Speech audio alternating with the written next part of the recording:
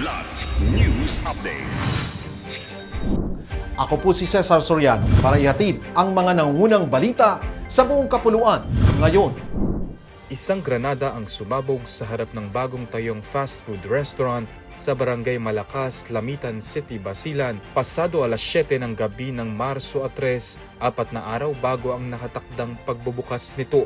Ayon sa pulisya, 2 suspect na sakay ng motorsiklo ang dumating sa harap ng Jollibee Lamitan at agad inihagis ang isang fragmentation grenade bago tumakas. Isang lalaking laborer ang nasugatan na kinilalang si Revel Masulog, 22 anyos, na ngayon ay nasa maayos na kondisyon na.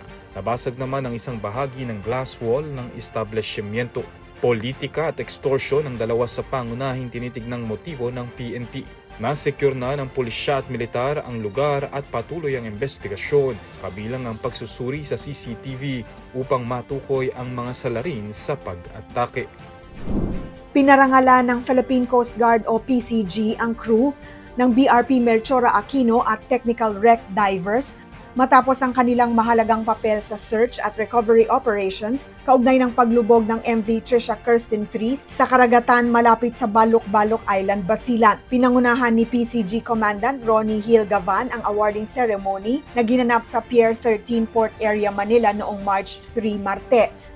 Ginawaran ng Distinguished Coast Guard Cross Medal ang Technical Wreck Divers bilang pagkilala sa kanilang tapang at kahusayan sa pagsisid sa ilalim ng mahirap na kondisyon sa dagat upang tumulong sa recovery operations.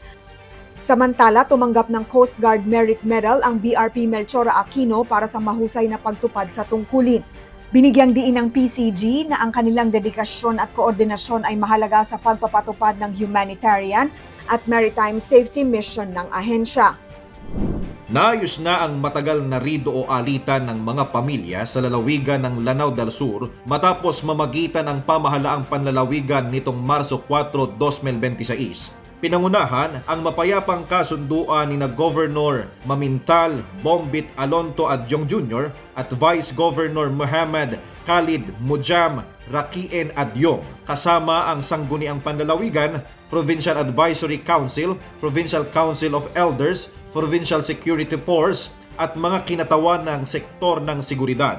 Sa dialogo inilahat ng magkabilang panig ang kanilang mga hinaing na nagresulta sa isang kasunduan upang wakasan ang hidwaan at maibalik ang maayos na ugnayan ng mga pamilya. Ayon sa pamahalaang panlalawigan, naging makabuluhan ang pagkakasundo dahil naganap ito sa panahon ng banal na buwan ng Ramadan, panahon ng pagninilay, pagpapatawad at pagkakaisa sa pananampalatayang Islam.